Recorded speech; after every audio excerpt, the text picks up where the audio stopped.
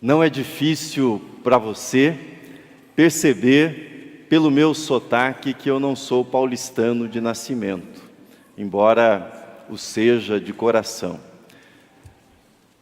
Diante disso, não é incomum que eu ouça de alguém a seguinte pergunta: você não tem vontade de voltar para o interior?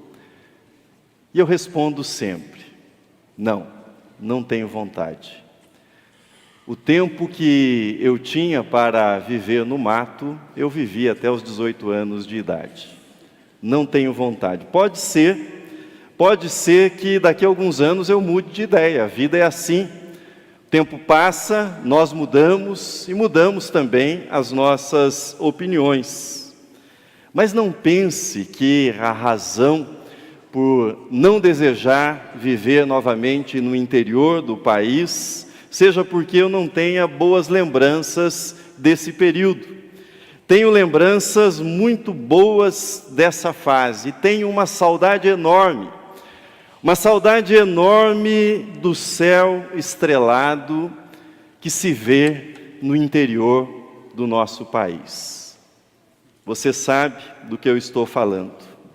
Eu lembro muito bem do barulho do vento, os eucaliptos balançando e rangendo sob a força do vento.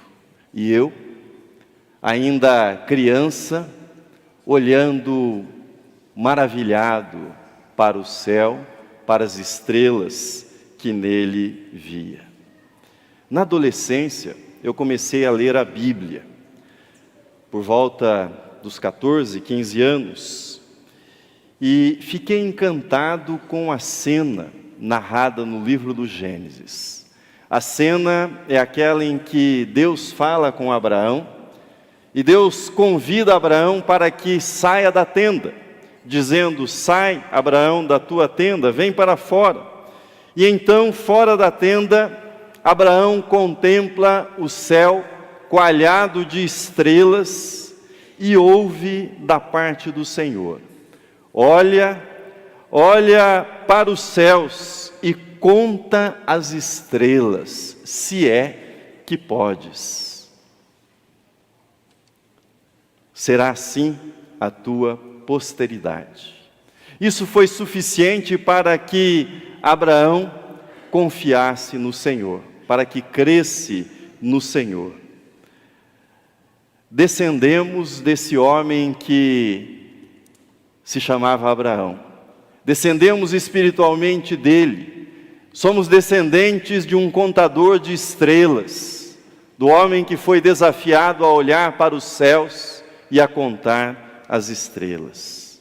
Séculos depois, magos do Oriente ergueram os seus olhos, não para contar as estrelas, mas desafiados para que seguissem uma estrela que os levaria até a cidade de Belém, local do nascimento de Jesus, o nosso Salvador. Foi o que eles fizeram. E o evangelista Mateus, no texto que nós lemos, conta-nos que a estrela os levou até Belém.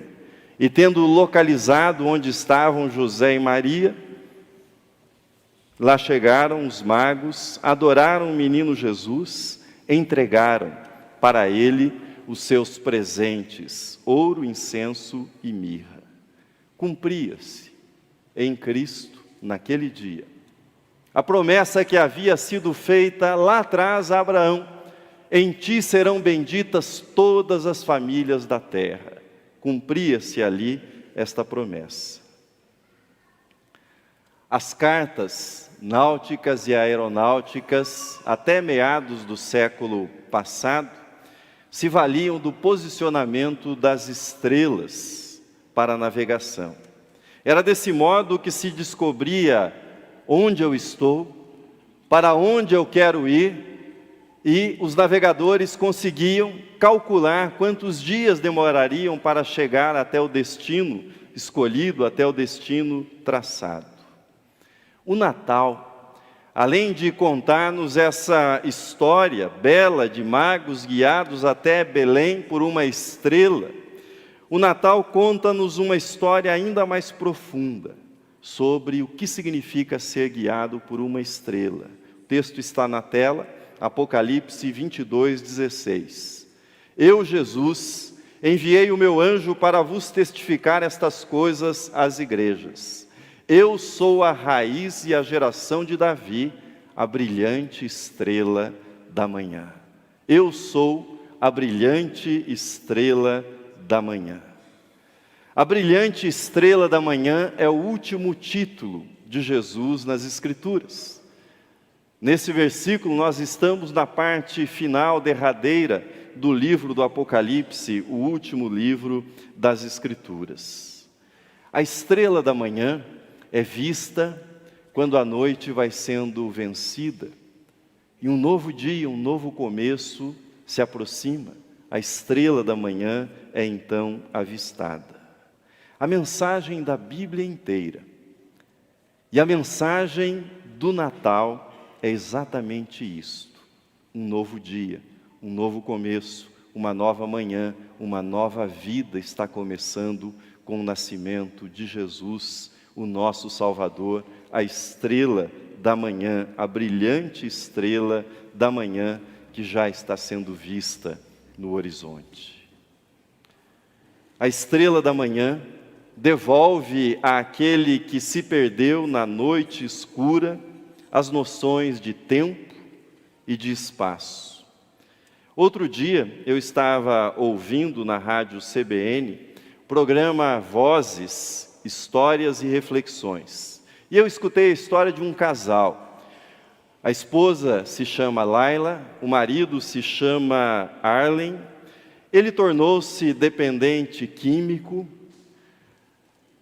foi internado pela família cerca de 20 vezes, sem sucesso na recuperação. E nessa história ele contava que, voltando para São Paulo, desceu no aeroporto de Guarulhos, tomou a decisão de jogar os seus documentos na lata de lixo e sumir, não voltar para sua casa que ficava em Sorocaba. Foi viver na Cracolândia. O vício havia vencido a batalha. Laila, sua esposa, ficou desesperada. Passou um mês e nada de Arlen. Passou um ano e nada de notícias dele. 2 anos, 3 anos, 4 anos, 5, 6, 7, 8 e nada dele voltar para casa. Bem, é um programa de rádio, você não está no carro, está num culto de Natal, mas eu peço a sua atenção, não se distraia, o trecho é muito curto. Nós vamos ouvir a voz dela e a voz dele, e eles narram um pouquinho da história deles. Preste atenção, são poucos minutos, escute a história deles, vou pedir a ajuda da multimídia. Laila contou que sempre teve muita fé, e que foi isso que a manteve forte. Para ela, a fé está diretamente ligada a um relacionamento com Deus. E eu não sei se passou pela sua cabeça a mesma coisa que passou pela minha lá na hora. Como ela conseguiu viver esses 8 anos? Como ela podia se manter tão firme? Aquela fé era mesmo inabalável? Resolvi perguntar. E a Laila admitiu que depois de alguns anos, começou a duvidar da força da própria fé. Nos últimos anos, assim, eu comecei a achar que por mais que eu tivesse fé, que não dependia mais da minha fé, né? Foram muitos anos, os anos estavam passando, era como se eu estivesse perdendo essa fé. Eu já estava me conformando com essa situação. Eu tinha uma coisa que eu dizia assim, mas pelo menos mostra onde está, onde ele morreu, para nós ter um enterro digno, pegar as ossadas. A gente queria ter pelo menos essa notícia. A gente já lutava por isso, né? Enquanto Laila entrou em crise com a fé dela, Arlen descobriu a dele. E contou que foi a partir daí que a história dele começou a mudar. Então, isso veio numa madrugada. Aqui muito próximo ao viaduto da Rio Branco, eu lá vomitando sangue em cima de um viaduto completamente desestabilizado, que morrendo, pesando 60 quilos, era um cadáver. E aí uma mulher, numa madrugada, eu acho que vindo de uma vigília, de oração, vindo de uma igreja, ela ficou tão sensibilizada, tão compadecida com a minha situação, que ela parou e falou para mim, moço, o senhor está vivo, o senhor está respirando, tem jeito ainda. Pede para Deus. Não é possível que o senhor, nessa situação, se pedir para Deus, o senhor vai se perder. Acho que Deus não vai deixar o senhor se perder, né? Aqui me deu a possibilidade, assim, de rompido com tudo e com todos, alguém se conectou comigo. Eu aproveitei aquilo. Eu fiz um pedido para Deus naquela madrugada: me ajuda, não sei como, me ajuda. Uma semana depois, minha filha me encontrou numa rotatória aqui em São Paulo, lá na Marquesa de São Vicente. Alguém me viu pedir esmolas ali. E aí, essa pessoa mandou uma mensagem: minha filha deu as coordenadas, ela fez uma busca e me encontrou.